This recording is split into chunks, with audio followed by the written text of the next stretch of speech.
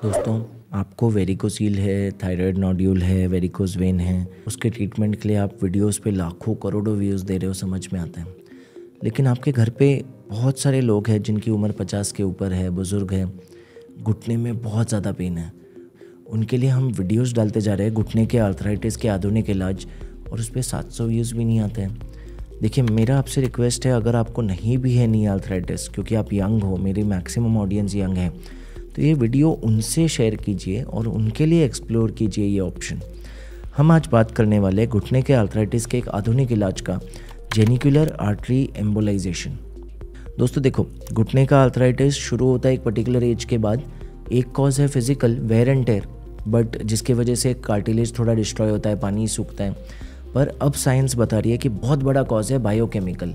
कैसे खून की नसों द्वारा इन्फ्लेमेटरी मीडिएटर्स आते हैं जो कार्टिलेज डिस्ट्रॉय करते हैं, साइनोवियम को इन्फ्लेम करते हैं, लाइनिंग को, घुटने की, पानी सुखाते हैं, और ये मेजर कॉज है rather than just mechanical damage. और अगर ये कॉज को स्लो कर दिया जाए, आर्थराइटिस या इन्फ्लेमेशन और ये बीमारी बहुत स्लो डाउन की जा सकती है, स्पेशली अर्ली स्टेजेस में, जब पूरी तरह स्टेज 4 घुटने घिस नहीं गए, पैर टेढ़ा नहीं हो गया, तब ये किया जा सकता है। तो दोस्तों, घुटने का आर्थराइटिस अगर बहुत अर्ली है, स्टेज 1 है, थोड़ी सी मेडिसिन ले सकते हैं कुछ देर के लिए, एंटी इन्फ्लेमेटरी ड्रग्स, ज़्यादा लंबे समय नहीं लेना है। थोड़ा सा पेन शुरू हुआ है, लेकिन अभी तक एक्सरे एमआरआई ऑलमोस्ट नॉर्मल है, तो सिंपल थेरेपी है कि नी ब्रेस यूज़ कर सकते हैं और फिजियोथेरेपी या स्ट्रेंथ ट्रेनिंग करना है, ताकि मसल इतने मजबूत हो जाए कि वो शॉक एब्जॉर्बर्स का काम करें और कार्टिलेज पे बिल्कुल लोड ना आए। लेकिन अगर स्टेज 4 हो चुका है, बहुत ज़्यादा कार्टिलेज घिस चुका है, हड्डियाँ घिसने लगी आपस में, मेनिस्कस या बीच के कुशन ख़राब हो गए, पानी सूख चुका है, तो फिर नी ट्रांसप्लांट ही इलाज है, चाहे आपकी जो भी उम्र हो। बीच में अगर है तब बहुत सारे ऑप्शन हैं। अर्ली स्टेजेस में इंजेक्शंस ट्राई किए जा सकते हैं, प्लेटलेट इंजेक्ट किया जाता है, पीआरपी इंजेक्शन कहते हैं, या फिर स्टेरॉयड इंजेक्शंस दिए जाते हैं। बट इनका रिजल्ट कभी कभी टेम्पररी होता है, 3 से 6 महीना, और पेशेंट परेशान होता है कि दोबारा पेन आ गया।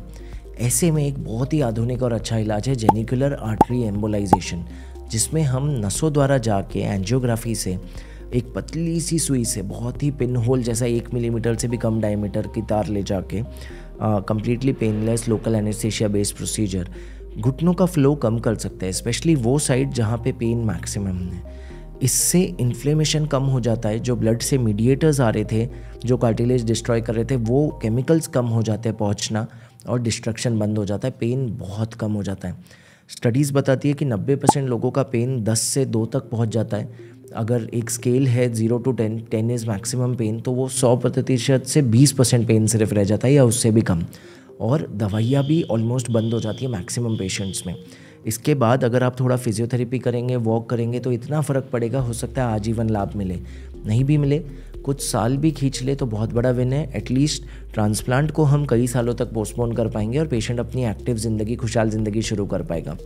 तो दोस्तों, बहुत ही आधुनिक इलाज है, minimally invasive, local anaesthesia based, almost OPD based, 2 घंटे में आप घर जा सकते हैं। सो अगर ये ऑप्शन आपको एक्सप्लोर करना है तो अपने नज़दीकी इंटरवेंशन रेडियोलॉजिस्ट से मिले, या ऊपर दिए गए नंबर पे आप कांटेक्ट कर सकते हैं। हम डिटेल में आपको गाइड करेंगे ये बीमारी के बारे में। हम पहले भी घुटने के आर्थराइटिस ये टेक्निक के बारे में बहुत सारे एनिमेशन और अलग वीडियोस दिखा चुके हैं, उनको आप एक्सप्लोर कर सकते हैं और उसके बारे में और जान सकते हैं। आशा करूँगा कि ये वीडियो पे बहुत व्यू आएंगे और आप बुज़ुर्गों का भी ख्याल रखेंगे, सिर्फ अपनी बीमारियों का नहीं। सुरक्षित रहिए, सशक्त रहिए।